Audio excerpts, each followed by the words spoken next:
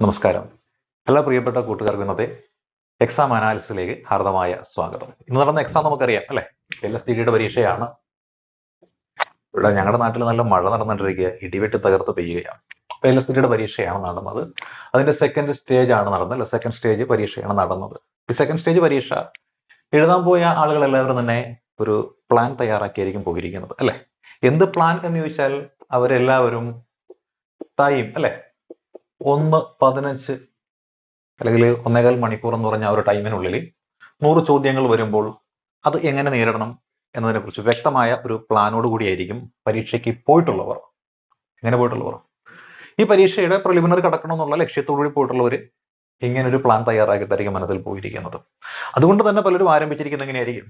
നമ്മുടെ പതിവായിട്ടുള്ള English, Malayalam, maths ഈ ഒരു മേഖലയിൽ നിന്നായിരിക്കും പലരും ആരംഭിച്ചിരിക്കുന്ന പരീക്ഷ എഴുതി തുടങ്ങിയിട്ടുണ്ടാവുക. കാരണം കഴിഞ്ഞ പരീക്ഷയിൽ ഈ മേഖല വലിയ കുഴപ്പമില്ലായിരുന്നു. ഈ മേഖലയിൽ മാർക്ക് സ്കോർ ചെയ്താൽ രണ്ടാമത്തെ കടമ്പയിലേക്ക് കടക്കാൻ പറ്റുമെന്നുള്ള പ്രതീക്ഷയോട് കൂടിയായിരിക്കും രണ്ടാമത്തെ ഈ പരീക്ഷ അല്ലെങ്കിൽ സെക്കൻഡ് സ്റ്റേജ് എക്സാം എഴുതാൻ പോയ കൂട്ടുകാർ പലരും പോയിട്ടുണ്ടാവുക.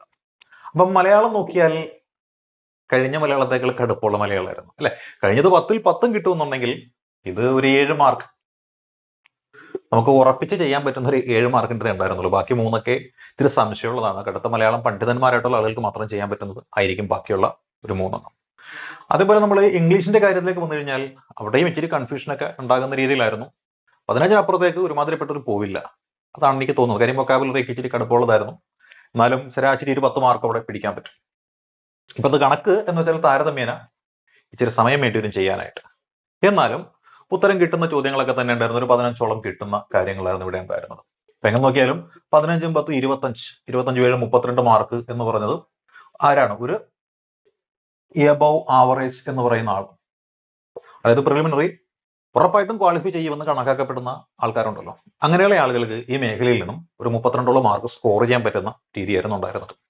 ഇനി ഇപ്പുറത്തുള്ള നമ്മളുടെ GK അല്ലെങ്കിൽ ജനറൽ നോളജിന്റെ സെഗ്മെന്റ് ഉണ്ടല്ലോ, ആ ജനറൽ നോളജിന്റെ സെഗ്മെന്റിൽ ഇച്ചിരി ടഫായിരുന്നു.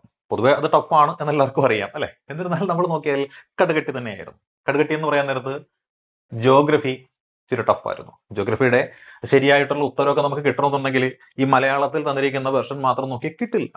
ഇപ്പുറത്തെ ലെഫ്റ്റ് സൈഡിലുള്ള ഇംഗ്ലീഷിന്റെ വെർഷനും കൂടി നോക്കി അത് നോക്കി ചെയ്തെങ്കിൽ മാത്രമേ നമുക്ക് കുറേയൊക്കെ ഉത്തരങ്ങൾ കിട്ടുള്ളൂ. ഇളം മടങ്ങ്, യങ് ഫോൾഡ് മൗണ്ടൻ എന്നൊക്കെയുള്ള ആ പദപ്രയോഗം നമുക്ക് കിട്ടണമെന്നുണ്ടെങ്കിൽ ഇപ്പുറത്ത് നമ്മൾ നോക്കിയേ മതിയാവുകയുള്ളൂ. അപ്പൊ അങ്ങനെ അവിടെ നോക്കുമ്പോൾ അവിടെ നല്ല ടൈം പോകും. അങ്ങനെ ആരെങ്കിലും നോക്കി ചെയ്തിട്ടുണ്ടോ എന്നൊന്നും അറിയില്ല കേട്ടോ. പിന്നെ നമ്മൾ നോക്കിയാൽ നമ്മുടെ കോൺസ്റ്റിറ്റ്യൂഷനുമായി ബന്ധപ്പെട്ടുകൊണ്ട് കൺഫ്യൂഷൻ ഉണ്ടാക്കുന്ന തരത്തിലുള്ള കുറച്ച് ചോദ്യങ്ങളൊക്കെ ഉണ്ടായിരുന്നു. 1949 നവംബർ 26 വന്നിട്ട് ആദ്യമായിട്ട് ഉൾപ്പെടുത്തിയ പ്രൊവിഷൻ ഏതാണ് അല്ലെ? പിന്നെ PSC, UPSC എന്നിവയെ സംബന്ധിച്ചുള്ള കാര്യങ്ങൾ എങ്ങനെയൊക്കെയാണ് എന്ന രീതിയിൽ ഇച്ചിരി ടൈം നമ്മുടെ കളയുന്ന തരത്തിലുള്ള ചോദ്യങ്ങളൊക്കെ അവിടെ ഉണ്ടായിരുന്നു. പിന്നെ എക്കണോമിക്സ് ആണെങ്കിലോ പറയുകയും വേണ്ട. സംഭവം സിമ്പിൾ ആണ്, പക്ഷെ ഉത്തരം ഈ മലയാളം നോക്കി ചെയ്യുന്ന ആളുകൾക്ക് കിട്ടാൻ ഇച്ചിരി പ്രയാസമാണ്. അപ്പൊ നല്ല രീതിയിൽ നമ്മളെ കുഴപ്പിച്ച മേഖലയാണ് ജിയോഗ്രഫി, എക്കണോമിക്സ്, അതേപോലെ തന്നെ ഹിസ്റ്ററി എന്നുള്ള മേഖല. ഹിസ്റ്ററി മേഖല എന്ന് വെച്ചാൽ 10 ചോദ്യങ്ങൾ കൃത്യമായിട്ട് ഉണ്ടായിരുന്നു. അതിൽ ഒരെണ്ണം കറണ്ട് റിലേറ്റഡ് ആയിട്ടുള്ള ചോദ്യമായിരുന്നു ഉണ്ടായിരുന്നത്. ആ ഹമാസ് ഇസ്രായേൽ സംഘർഷവുമായി ബന്ധപ്പെട്ടുള്ളത് വേൾഡ് ഹിസ്റ്ററിയിലെ കറണ്ട് റിലേറ്റഡ് ആയിട്ടുള്ള ചോദ്യമായിരുന്നു. ബാക്കി ഈ ചോദ്യങ്ങളൊക്കെ നോക്കിയാൽ ഒരുമാതിരിപ്പെട്ട ഗ്രന്ഥങ്ങളിലൊന്നും തന്നെ കണ്ടിട്ടില്ലാത്ത തരത്തിലുള്ള ചോദ്യങ്ങളൊക്കെ ആയിരുന്നു.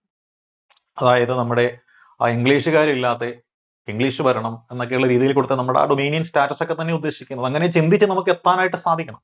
അപ്പൊ അങ്ങനെ ഇച്ചിരി ചിന്തിച്ച് തലമുണ്ടാക്കി എത്താനായിട്ട് സാധിക്കണം. അങ്ങനെ ആരെങ്കിലും ഒക്കെ ശ്രമിക്കുമെന്നൊന്നും അറിയില്ല. അതുകൊണ്ട് തന്നെ ഈ പറയുന്ന GK മേഖലയിൽ ഹിസ്റ്ററിയിൽ നിന്നായാലും എക്കണോമിക്സിൽ നിന്നായാലും ഭരണഘടനയിൽ നിന്നായാലും അതേപോലെ ജോഗ്രഫിയിൽ നിന്നാണെങ്കിലും ടഫായിട്ടുള്ള ചോദ്യങ്ങളൊക്കെ തന്നെയായിരുന്നു ഉണ്ടായിരുന്നത്. GK സ്പെഷ്യലിസ്റ്റ് എന്ന് വിശേഷിപ്പിക്കുന്ന ഒരാൾക്ക് പരമാവധി സ്കോർ ചെയ്യാൻ പറ്റുന്ന മാർക്ക് എന്ന് വെച്ചാൽ ഒരു 28 മാർക്ക് സ്കോർ ചെയ്യാനായിട്ട് പറ്റുള്ളൂ. ഒരു GK സ്പെഷ്യലിസ്റ്റ് എന്ന് വിശേഷിപ്പിക്കുന്ന ഒരാൾക്ക് തന്നെ 28 മാർക്ക് മാത്രമേ അതിൽ നിന്ന് സ്കോർ ചെയ്യാൻ പറ്റുള്ളൂ. അപ്പൊ GK സ്പെഷ്യലിസ്റ്റ് ചിലപ്പം ഈ ഒരു മേഖലയിൽ വീക്കുമായിരിക്കും. അപ്പൊ എങ്ങനെ നോക്കിയാലും ഈ രണ്ട് മേഖലയിലും തുല്യ നിലവാരം പുലർത്തുന്ന അതീവ പഠന ബുദ്ധിയുള്ള ആളുകൾക്ക് തന്നെ സ്കോർ ചെയ്യാൻ പറ്റുന്ന മാർക്ക് എന്ന് വെച്ചാൽ 1.25 മണിക്കൂറിനുള്ളിൽ പരീക്ഷ ഹാളിൽ നിന്ന് സ്കോർ ചെയ്യാൻ പറ്റുന്ന മാർക്കത്തിൽ ഏകദേശം ഒരു 60 മാർക്കൊക്കെ എത്തുള്ളൂ.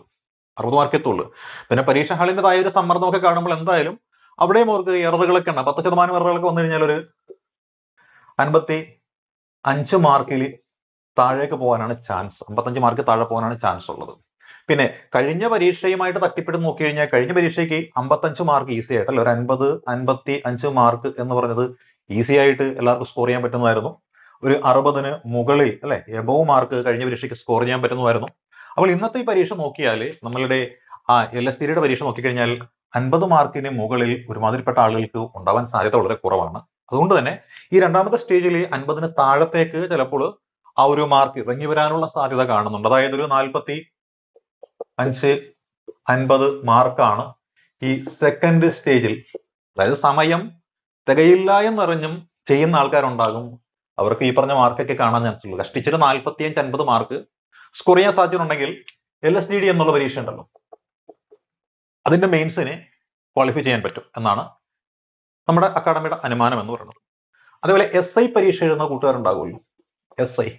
ഈ SI പരീക്ഷ എഴുതുന്ന കൂട്ടുകാരുണ്ടെന്നുണ്ടെങ്കിൽ കഴിഞ്ഞ പരീക്ഷയ്ക്ക് നമ്മൾ പറഞ്ഞത് ഏകദേശം ഒരു 45, 50 മാർക്ക് ആയിരുന്നു കഴിഞ്ഞ പരീക്ഷയ്ക്ക് പറഞ്ഞെങ്കിൽ ഇവിടെ അതിലും കുറയാനാ ചാൻസ്. അതായത് ഒരു 40, 45 മാർക്ക് ഈ പരീക്ഷയ്ക്ക് സ്കോർ ചെയ്യാൻ സാധിച്ചിട്ടുണ്ടെങ്കിൽ SIയുടെ ആ മെയിൻ പരീക്ഷ എഴുതുവാനായിട്ടുള്ള യോഗ്യതയും ഉണ്ടാവും. ഇതിൽ ഏറ്റവും പരമപ്രധാനമായിട്ടുള്ള കാര്യം പരീക്ഷകൾ എഴുതുക, എഴുതി പരിശീലിക്കുക എന്നത് മാത്രമാണ് ഈ പരീക്ഷയെ തരണം ചെയ്യാനായിട്ടുള്ള പോംവഴി എന്ന് പറയുന്നത്. അങ്ങനെ പരീക്ഷ എഴുതി തരണം ചെയ്യാനായിട്ട് താല്പര്യമുള്ള ആൾക്കാരുണ്ടെങ്കിൽ നമ്മുടെ അക്കാഡമി അത്തരത്തിലൊരു പരീക്ഷാ പരിശീലന പദ്ധതിയുമായിട്ട് മുന്നോട്ട് പോകുന്നുണ്ട്.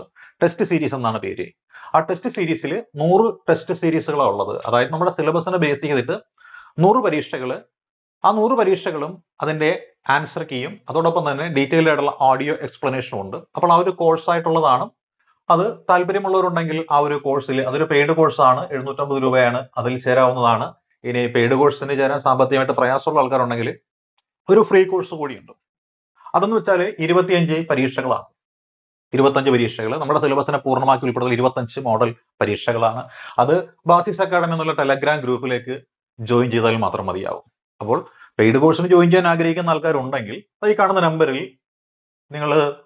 നിങ്ങൾക്ക് താല്പര്യമുണ്ടെന്ന് അറിയിച്ചാൽ മതി. 9846183166 LDC പരീക്ഷകൾക്കൊക്കെ തയ്യാറെടുക്കുന്ന ആൾക്കാരുണ്ടെങ്കിൽ ഇത്തരത്തിലുള്ള ഒരു കോഴ്സിൽ ജോയിൻ ചെയ്യാൻ സാധിക്കുന്നതാണ്. അപ്പോൾ ഇന്ന് പരീക്ഷ എഴുതിയ എല്ലാ പ്രിയപ്പെട്ട കൂട്ടുകാർക്കും നിരാശയൊന്നും വേണ്ട. കാര്യം നിങ്ങളിപ്പോൾ പഠിച്ചൊരു പീക്ക് ലെവലിൽ എത്തി നിൽക്കുന്നതാണ്. ഇതിന് മാർക്ക് കിട്ടിയോ കിട്ടിയില്ല എന്നുള്ളത് വിഷയമല്ല. കാര്യം 2 മാസങ്ങൾക്കപ്പുറം പാവപ്പെട്ടവന്റെ സിവിൽ സർവീസ് എന്ന പേരിൽ അറിയപ്പെടുന്ന ഒരു പരീക്ഷ വരുന്നുണ്ട്. LD ക്ലർക്കിന്റെ പരീക്ഷയാണ്. ആ LD ക്ലർക്കിന്റെ പരീക്ഷയ്ക്ക് നിങ്ങൾ പഠിച്ച മേഖലയിൽ നിന്ന് ചോദ്യങ്ങൾ വന്നു കഴിഞ്ഞാൽ പൂർണ്ണമായിട്ടും കിട്ടണമെന്നുണ്ടെങ്കിൽ നിങ്ങൾ പഠനം തുടർന്നേ മതിയാവുകയുള്ളൂ. അങ്ങനെ പഠനം തുടരണമെന്നുണ്ടെങ്കിൽ ടെസ്റ്റ് സീരീസുകൾ എഴുതുകയാണ് വേണ്ടത്. അത് ആരുടെ ടെസ്റ്റ് സീരീസ് വേണമെങ്കിലും എഴുതാം. അപ്പം ഞങ്ങൾ നടത്തുന്ന ടെസ്റ്റ് സീരീസിനെ കുറിച്ച് നമ്മുടെ വീഡിയോയിൽ പരാമർശിക്കുന്നത് മാത്രമേ ഉള്ളൂ. താല്പര്യമുണ്ടെങ്കിൽ എഴുതാവുന്നതാണ്.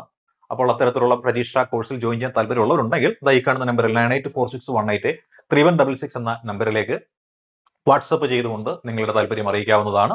അപ്പോൾ എല്ലാ പ്രിയപ്പെട്ട കൂട്ടുകാർക്കും ആശംസകൾ നേർന്നു. All the best.